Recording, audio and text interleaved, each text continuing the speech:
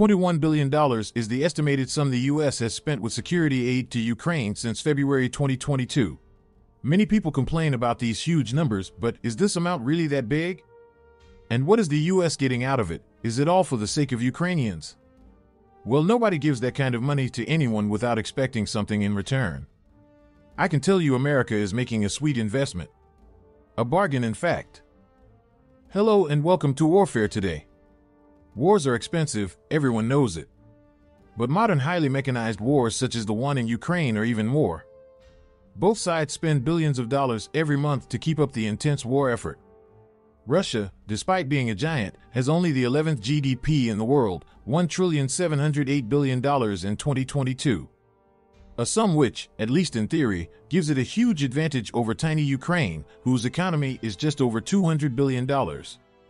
And how such small country can withstand waves of attacks from an enemy with an economy almost 9 times bigger? With a lot of foreign help, of course.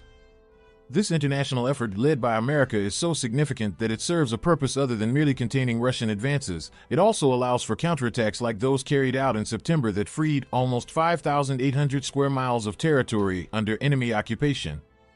Now, to answer the first question I asked at the beginning, is a $21 billion donation in cash and equipment really that big? Did Congress go nuts and decided to simply give away all taxpayer money? The answer is no, and if you doubt it, just take a look at the 2022 defense budget. America has the greatest military budget in the world, more than $800 billion. And the nearly $21 billion in military aid are only 2.5% of that budget. Yes, a mere 2.5% of the United States military budget gave the Ukrainians enough means to not just hold the Russians for a whole year, but also to regain some of their lost territories. However, in 2023 the Pentagon will probably increase this value. Recently the Russians mobilized 300,000 reservist soldiers.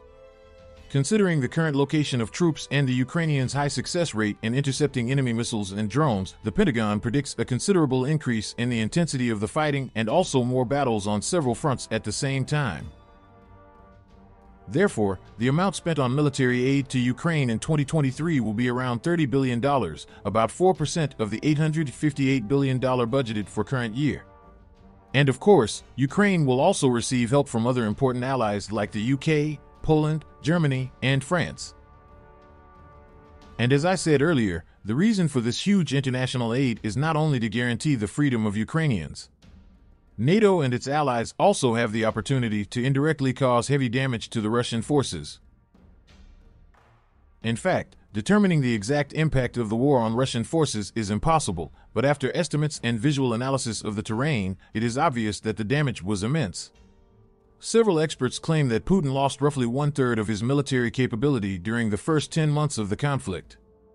If this analysis is indeed correct, facing a heavily funded and propped up Ukraine for another year can lead Russia to lose about half of its military strength.